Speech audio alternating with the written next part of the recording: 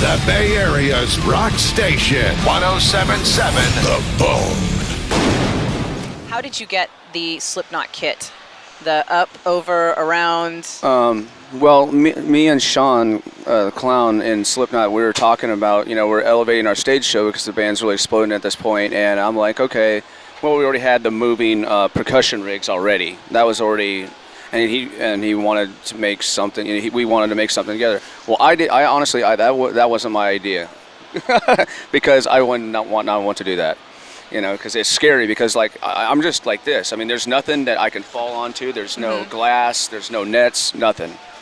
I'm strapped in an Indy 500 seat, and that's it. And I got a tow strap around me, and the thing can break at any time. They have to fluently check it every day.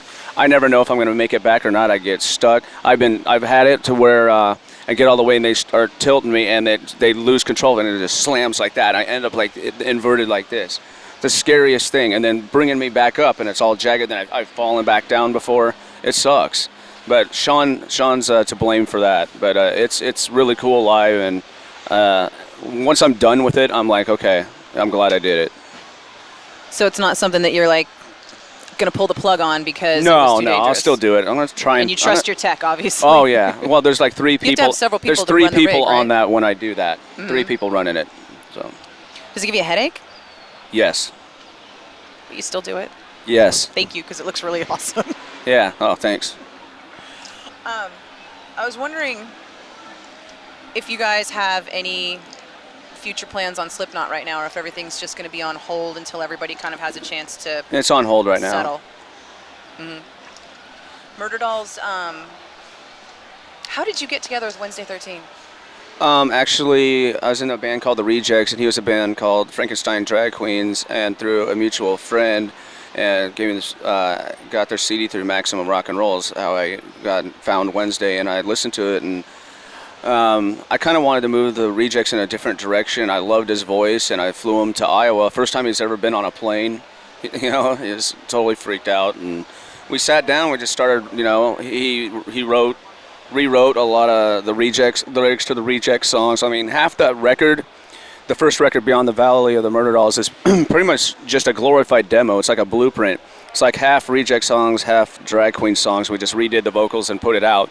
So, with the new records, this is the record where I consider the first Murder Dolls record. This is when me and Wednesday actually sat down and wrote songs together. So everything's new. So I consider this to be the first Murder Dolls record. I think people are going to be really surprised at how it turned out. It's not as campy and goofy as it was before. We're still fun. We're still complete rock, but it's a lot heavier. It's way more focused on actual real songs.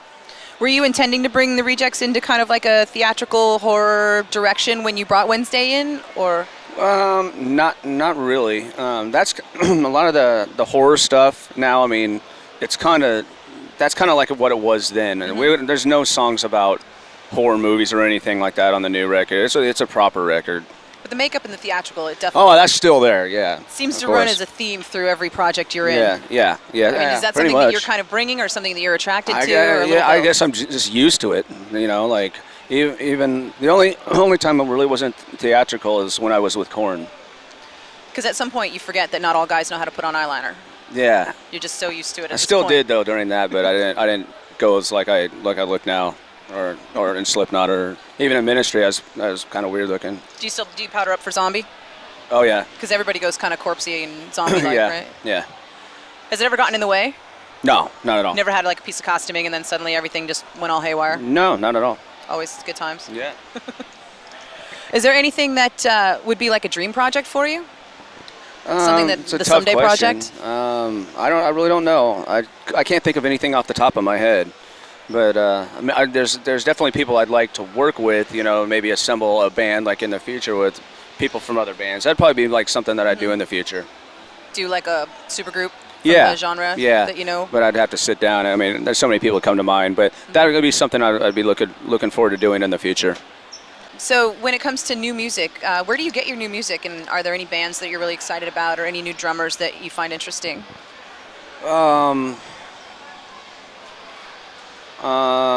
That's a hard question, really. There's a lot of great drummers out there. They're amazing. To tell you the honest to God truth, right now, and the things I've been doing over the last couple of years and how busy I've been, I really do not listen to much metal or at all. I really don't. Just anywhere though. I mean, for being multi-instrumental, are you? I mean, I sometimes listen more to a attracted lot others? of. I listen to a lot of classic rock. I listen to a lot of industrial or trance and stuff, and a lot of black metal. I really don't listen to any metal that's out there right now. Mm-hmm. And it's not that they're bad bands. It's just I'm just not interested at the moment. No, I do the same thing. Well, the thing is this another reason why I want to do another Murder Dolls record, and is that the metal scene right now is so overpopulated. It's like the labels will just sign any band left and right, and like I feel sorry for them because sometimes they don't get the proper push. It's like the 80s all over Yeah, again. it's like they're just signing everything, and I was like, I used to be the guy that knew everything about everything. You could not outsmart me on anything. I knew it all. Now I'm just like, who? I'm like, I'll try and check them out. I mean, there's just so many bands, right now. So I'm having a hard time keeping up with all of them. Is there anybody on this tour that you're looking forward to seeing, or do you think you'll get a chance to get around? Well, of course, my friends in Korn, my friends in Lamb of God, my friends in Hatebreed, Chimera, Shadows Fall. Did I say Hatebreed? I know I'm missing a couple. There's a lot of bands. I mean, this is only So you're second. going to try and catch almost everybody Yeah, on the tour. because they're all my friends. I've known them forever. So and we've done tours. Slipknot's done a lot of tours with all those bands. Like we took Hatebreed out for years. We took Chimera out, Shadows Fall, Lamb of God. Played with Korn. So those are some of the bands that first come to mind. Of course, After all 3 these Inches of years Blood. touring, Huh? after all these years of touring nonstop, is there any tour story that pops out of like craziest moment, fun time? Honestly, Somebody that came to a show, you were like, no way, so-and-so came to my show? Okay, that's one. Stuart Copeland, who's one of my favorite drummers. Yeah. He came to, it was Pt2 The Earth in 2000 with Slayer. And, we were headlining, that was weird because all of a sudden we're playing above Slayer, and that didn't really compute.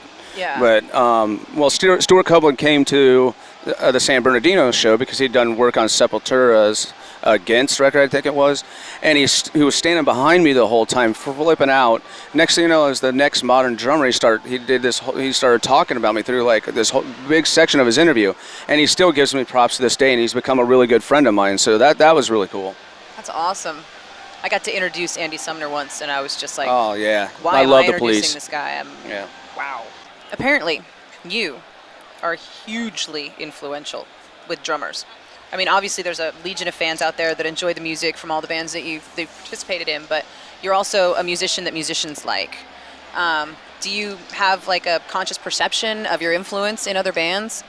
No, I hear that a lot, and it's so flattering and it's so sweet that sometimes I'm like, I'm one of those guys that if anyone knows me, they know that I'm so down to earth. I have no ego.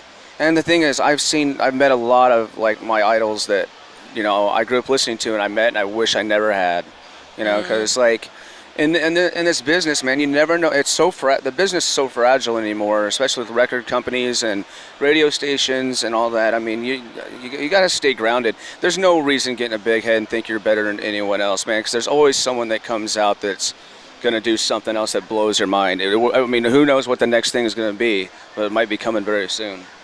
I hope so. Might be the next Slipknot record. The Bay Area's rock station, 1077 The Bone.